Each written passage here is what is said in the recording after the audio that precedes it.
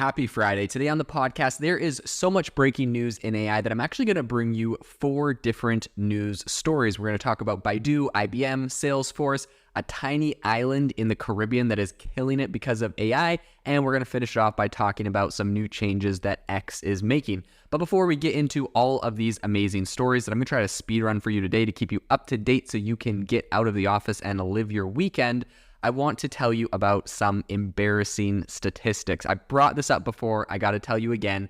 That is the fact that right now on the podcast, 70.5% of the listeners are from Apple Podcasts. Congratulations, Apple Podcasters. You're currently winning. On Spotify, we have 8.3% of our listeners on Spotify. This is a tiny, minuscule number. Now, here's the embarrassing part. When you look at the reviews of the podcast, currently we have 69 reviews on Apple, and we have a whopping 121 reviews on Spotify.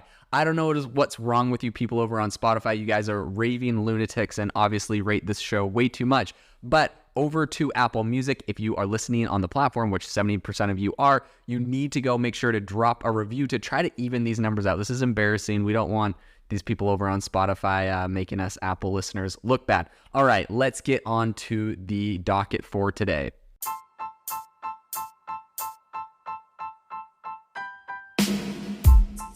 Welcome to the AI Chat Podcast. I'm your host, Jaden Schaefer. Make sure that you go to aibox.ai, link in the show notes, to join the waitlist for our new AI platform. We're going to be launching an incredible platform that allows you to build anything you want with workflows in AI. So you're able to chain together ChatGPT and image generators and audio generators to make really powerful apps for your organization, or you can host them on our marketplace and actually generate royalties from them. So make sure to go to aibox.ai and join the waitlist. In addition, if you like the podcast, if you could do me a massive favor and please leave us a review on Apple or Spotify or wherever you listen to your podcast. This helps me be able to get better guests on here as they check the reviews to see how you guys are liking it. So if you could please do that, I would really, really appreciate it. Have you ever wanted to start your own podcast? I record and publish podcasts on a platform called Spotify for Podcasters, and I absolutely love it. Essentially, you can upload from your phone or computer, and it distributes to every platform that plays podcasts. They support video podcasts, and you can make money on the platform with ads or even podcast subscriptions, something that has made my life so much easier as a podcaster. So if you're interested, I highly recommend you give it a try. You can download the Spotify for Podcast app or go to spotify.com/podcasters to get started on your podcast today. The first thing I want to talk about is that there is a tiny island called Tiny Anguilla, and this island is a small Caribbean island, and it is profiting massively from everything we're seeing in AI today, and that is because of the internet domain ending in .ai. To be honest, I have a .ai, I have a couple .ai names I have for different companies, and I assumed that these actually stood for artificial intelligence. I guess this was naive, and I should have known that .ai actually stands for Anguilla, which is a Caribbean island. But because they own that and they kind of control that, they are making an absolute killing from the fact that everyone is registering these .ai domain names right now. And since ChatGPT's launch, the developer that is managing the country's domains estimates that revenue is going to hit around $30 million this year, which, let's be honest, is a massive boost for a tiny Caribbean island, especially because pretty much the island is resilient or relies on tourism for their entire economy. That's just kind of a fun fact for you today. The second thing I want to bring up is the fact that Baidu, which is a big tech giant in China, they have officially released their ChatGPT rival. We talked about this earlier in the year. They have something called ErnieBot, but they've officially released this to the public, and this has sent the company's stock absolutely surging. So the move comes on the heels of Wednesday's announcement that that China is going to start approving its first AI models, and a lot of people are very excited and hyped about what ErnieBot's going to do. And it's allegedly like a better AI model for Chinese. It's like killing OpenAI there. It's left to be seen. We're going to have to look as this thing is finally now going to be launched to the public.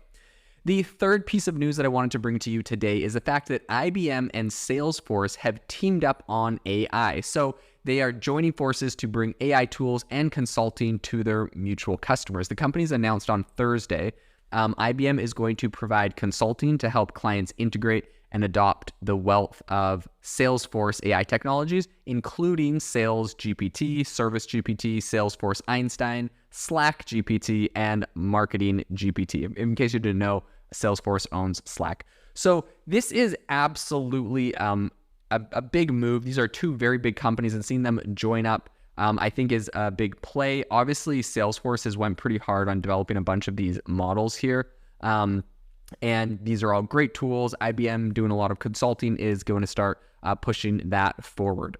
The third piece of AI news here comes from the fact, I saw this first on Twitter, but essentially X, which is, formerly Twitter, X, has updated their privacy policy and has added a mention of using X data to train AI models. This is what they've just, the phrasing they've actually added. I've seen a screenshot of the privacy policy. It says, we may use the information we collect and publicly available information to help train our machine learning or artificial intelligence models for the purposes outlined in this policy. And then, of course, it goes on to the rest of the policy.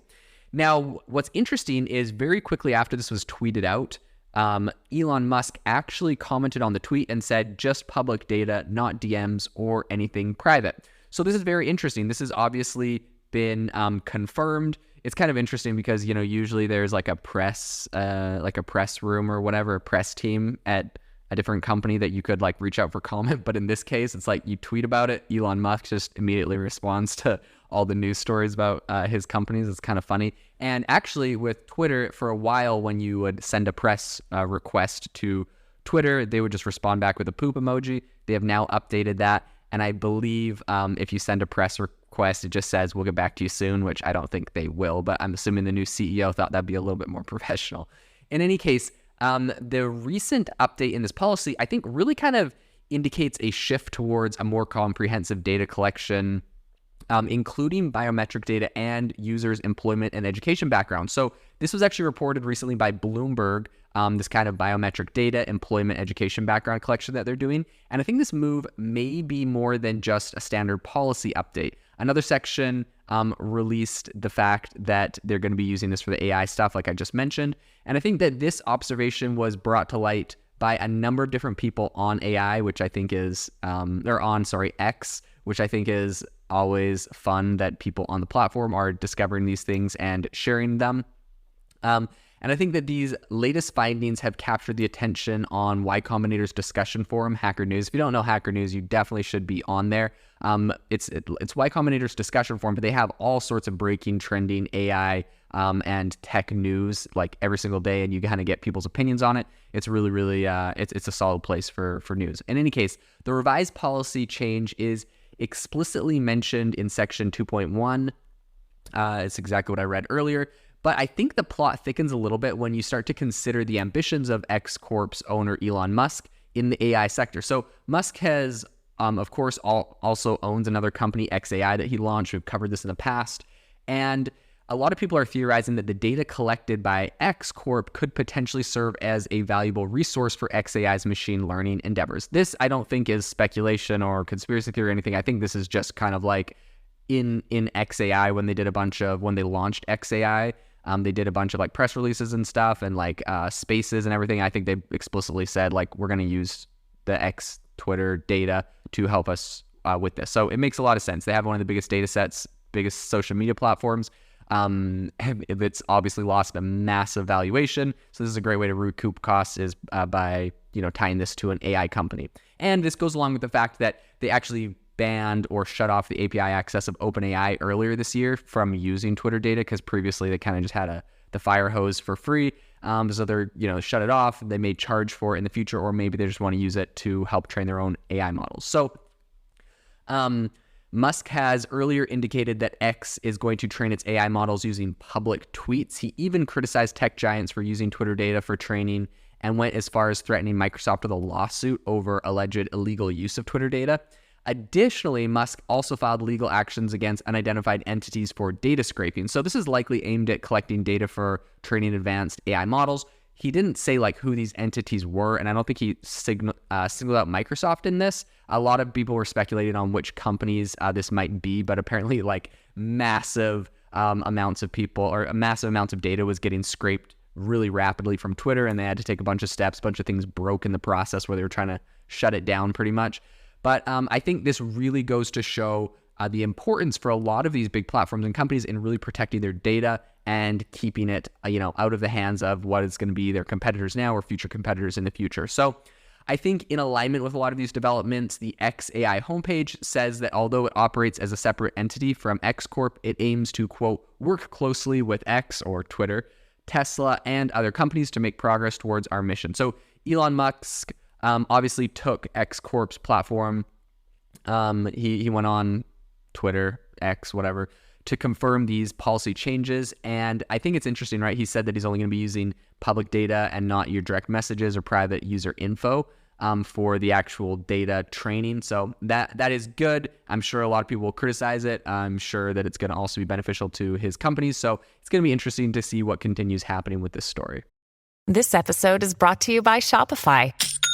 Forget the frustration of picking commerce platforms when you switch your business to Shopify, the global commerce platform that supercharges your selling wherever you sell. With Shopify, you'll harness the same intuitive features, trusted apps, and powerful analytics used by the world's leading brands. Sign up today for your $1 per month trial period at shopify.com/tech, all lowercase. That's shopify.com/tech.